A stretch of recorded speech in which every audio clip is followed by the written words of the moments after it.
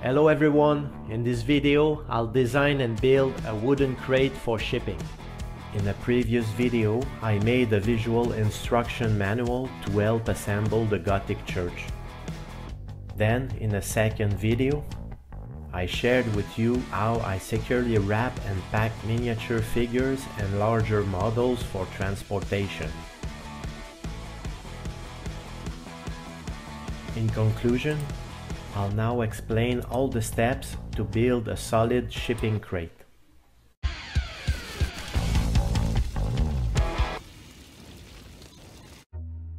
Alright, the first thing I need to do is make sure the crate will be large enough to contain all the boxes that needs to be shipped.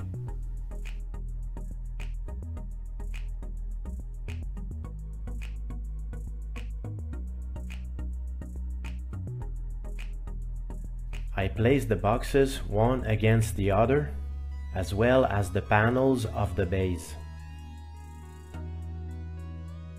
Then I measure the overall dimensions of the space they occupy. I would like to use a single sheet of plywood measuring 4 by 8 to make the crate. So I measure the dimension as accurately as possible. So everything together measures 22 inches high, 28 inches long, and 21 inches wide. The second thing I need to do is make sure to keep the crate narrow enough so that it passes through the door frame. The material I'll be using is pine plywood and spruce lumber. The crate panels will be made of 1/4 inch thick plywood, and the frame will be made of 2 by 2 spruce lumber. I'll also use 2 by 6 lumber to allow the passage of a forklift forks under the crate during handling. At first I was going to use aspenite, but this material smells so bad because of the glue it contains that I decided to go for plywood. I also chose to use screws rather than nails to attach the panels to the frame. Again, it's a bit more expensive, but the wood and the screws can easily be recycled later. I'll use 1.25 inch long Robertson style square head screws to attach the panels to the lumbers. And I'll be using 3-inch long screws to secure the panel assemblies together once the lumbers and the panels are assembled together. I may as well seal the box to prevent water infiltration during transport. As you can see, I prefer to select good quality materials for their durability. The crate could be used several times in the future to transport models or for any other purpose. I'm gonna use power tools to help me get the job done faster. However, a saw, a screwdriver or a hammer, if you prefer to use nails, could also do the trick if you put the effort into it. I already know the dimension of what I want to transport. However, before starting the cutting, I accurately measure the dimension of the material I'll be using. The 2 by 2 actually measures 1.5 inch by 1.5 inch, and the 2 by 6 measures 1.5 inch by 5.5 inch.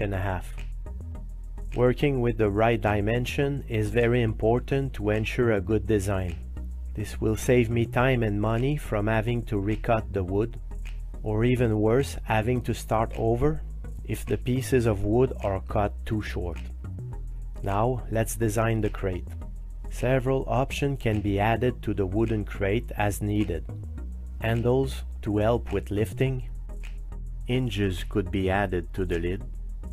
Casters can be placed under the crate in order to reduce the effort required to move it. Internal anchoring systems, locks, and more. In my case, I'll build a simple crate without any option. Okay, now we can start designing the crate. Two approaches can be used: a CAD software or the traditional paper and pencil method. In my case, I'll use AutoCAD and Inventor. This will greatly facilitate my work and allow me to better illustrate my design to you. I have already modeled the crate in 3D and the volume of the boxes it must contain. After adjusting the dimension for optimal use of the plywood, using the software, I can create a view of the long side of the crate.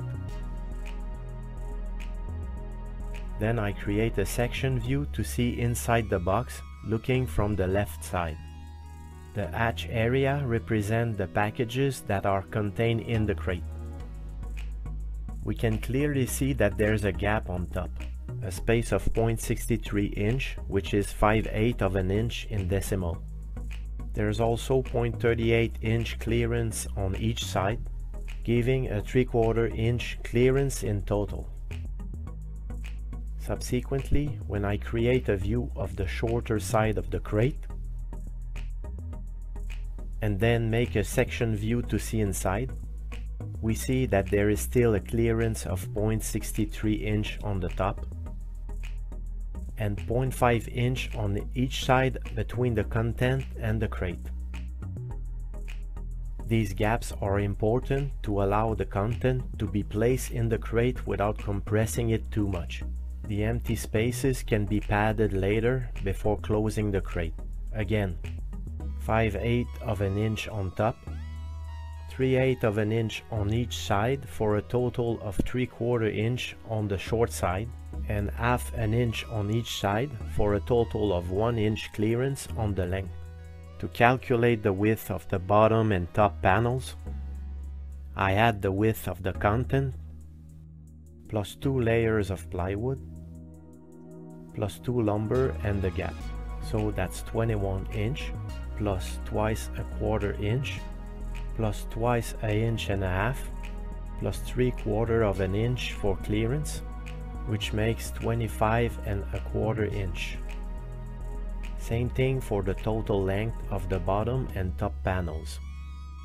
I add the length of the content plus 2 layers of plywood plus 2 lumber and the gap. So that's 28 inches plus twice 1/4 inch plus twice 1.5 inches plus a 1 inch clearance, which makes 32.5 inches long. The long side panels will have the same length as the bottom and the top panels. However, their height and the height of the shorter panel must be calculated. To calculate this dimension, I simply add the height of the content plus the clearance. That is 22 inches plus 5/8 clearance for a total of 22 5/8 inches. The calculation is a little different for the width of the shorter side panels. I only have to add the width of the content plus the clearance. That's 21 inches plus 3/4 clearance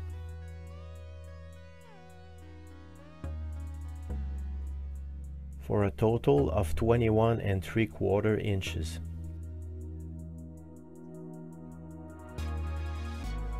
This is because this panel must enter between the bottom and the top panel, in addition to entering between the long side panels. I also consider the curve to be 1/8 of an inch wide, the curve being the material that will be removed by the saw. I make sure that everything will fit on a 4x8 foot sheet of plywood. Next, I need to plan the lengths of lumber required. Just like how I determine the sizes of the plywood panels, I count the different lengths of lumber needed.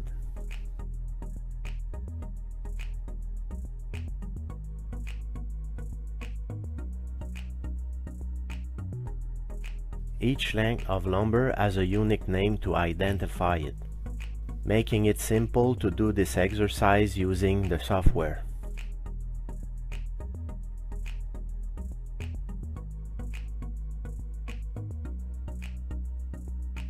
I place the different lengths on a plan and count the quantity needed. This can also be done on paper.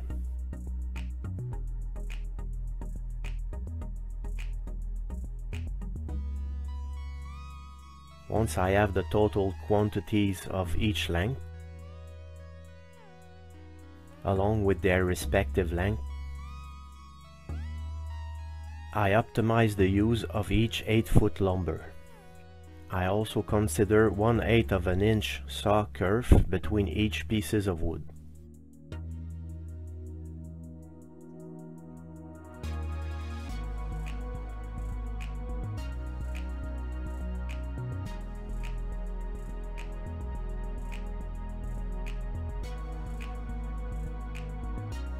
Using simple calculation and plans on paper or printed from the software, I'm now ready to trace the wood before cutting it. It's a sunny day, so I've moved outside to cut the wood and assemble the panels. I'll start by cutting the plywood sheet along its entire length, checking the dimensions multiple times.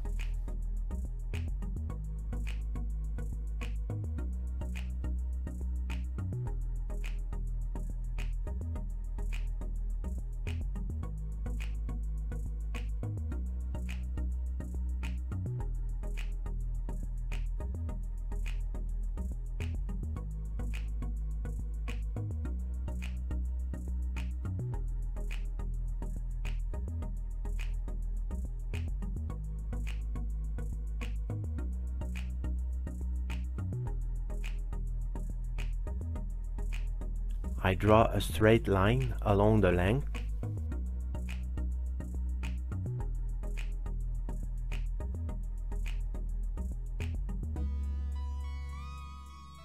I'll aim to cut as close as possible between those two lines.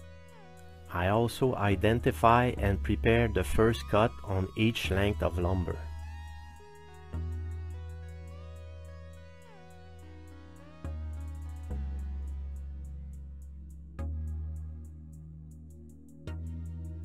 I make sure to identify the next piece I'll cut. I do the same for each 2x2, marking where I need to make the first cut.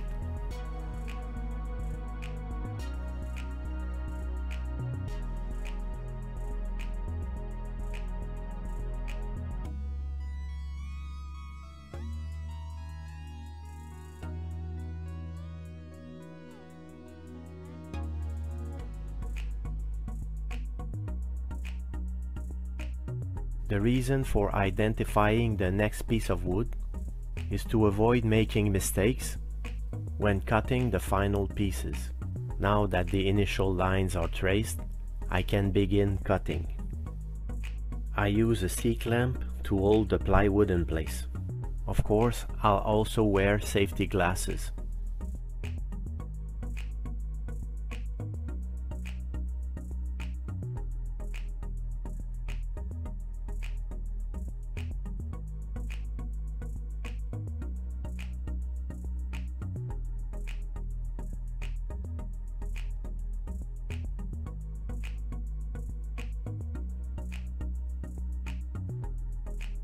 To prevent splinter injuries, I use a glove and sand the edge of the panel I just cut.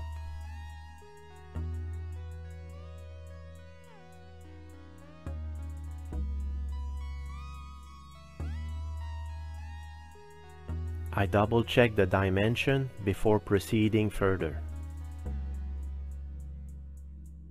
One by one, I trace and cut each panel.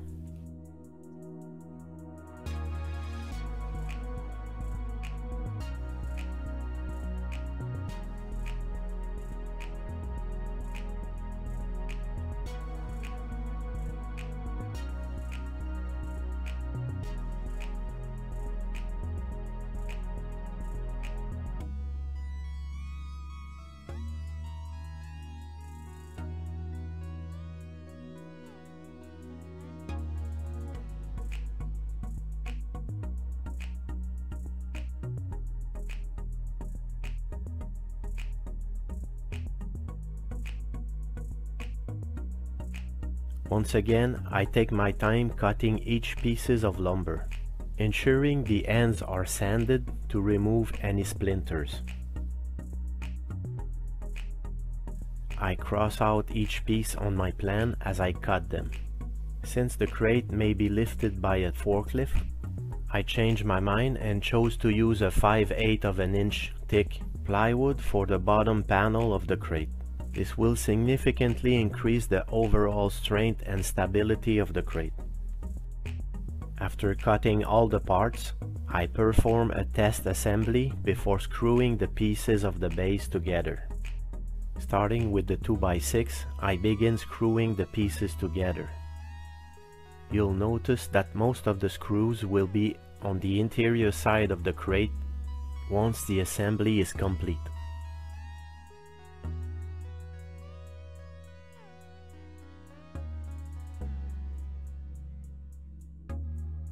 Next, I carefully position the base to ensure proper support while securing the cross pieces with screws. To reinforce the lumber between them, I use 3-inch screws for added stability. Once again, I perform a test assembly to verify the accuracy of the piece's length.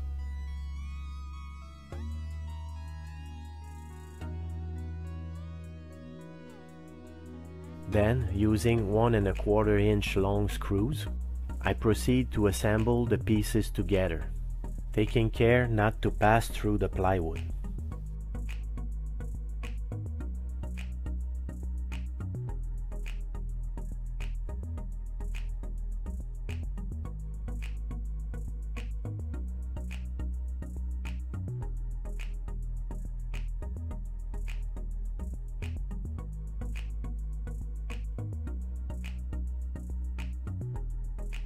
And there you have it. All the panels are now securely assembled. Moving on, I attach the side panels to the base using 3-inch long screws.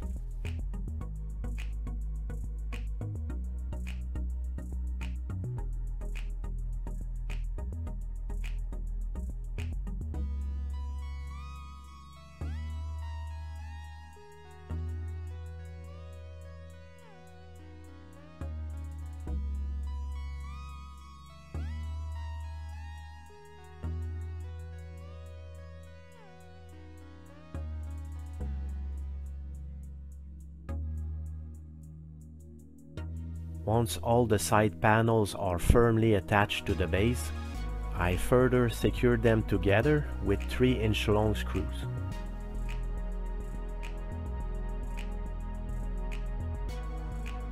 And now, like magic, the crate is fully assembled. I can finally have my Houdini moment. Before loading the boxes into the crate, I place a layer of foam wrap at the bottom for added protection. The figurines and the Gothic church are already well packed in the boxes. If you'd like to see how I ensure their safety, be sure to check out my video on how to safely wrap and pack miniature figures and large models for shipping or transportation. I'll include a link in the description below.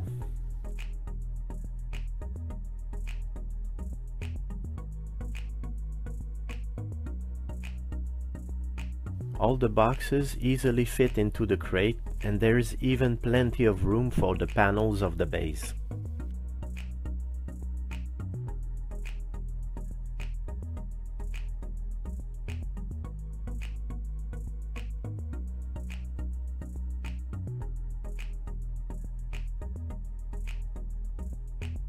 To fill the empty space and provide additional cushioning, I'll use bubble wrap, foam wrap, and foam blocks as padding.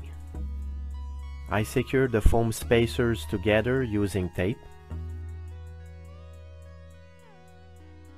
The foam block I'm using were originally packaging material for a 3D printer I purchased. I'm giving them a second life by repurposing them to effectively secure the content of the crate. It's crucial to properly secure and immobilize all the content to prevent any damage during transit. To further secure the content to the bottom of the crate, I'll create triangular cardboard spacers.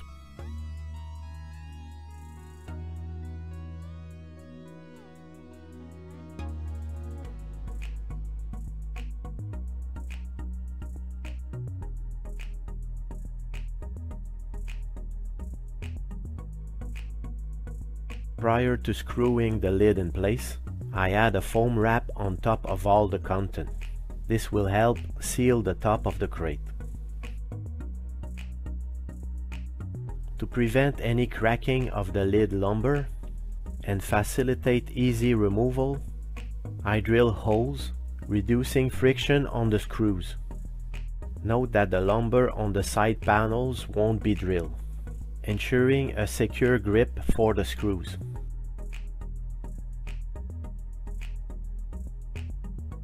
Before completing the shipping documents, it's crucial to properly label the crate with detailed information about its contents. After a quick search on the internet, I've found various symbols that effectively represent the items I'm shipping. I carefully select and optimize the symbols before converting them into painting templates. I'll visually advise that the crate contains magnets and that the contents is fragile, in addition to clearly indicating the top with arrows. I print the templates on paper before transferring them onto cardboard. Once the paper is glued to the cardboard, I cut out the templates.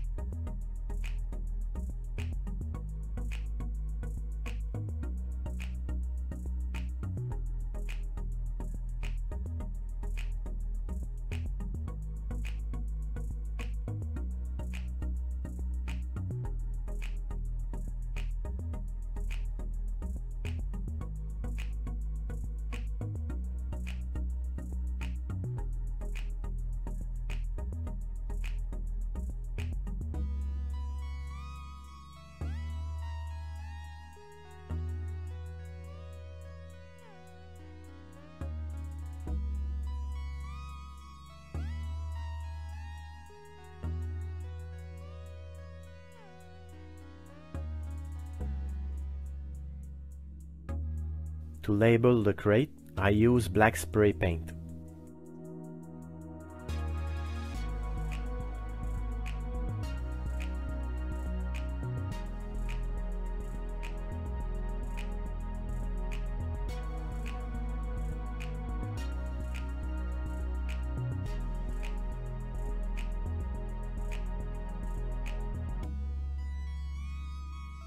Remember, you can customize the construction of your crate based on the materials and the resources available to you.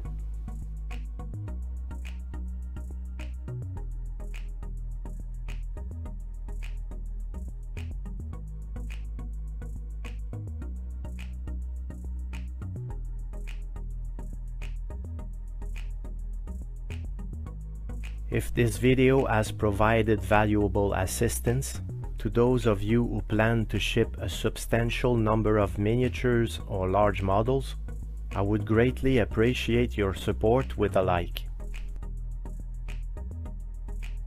Don't forget to subscribe to the channel for future content, and feel free to leave your comments and questions below.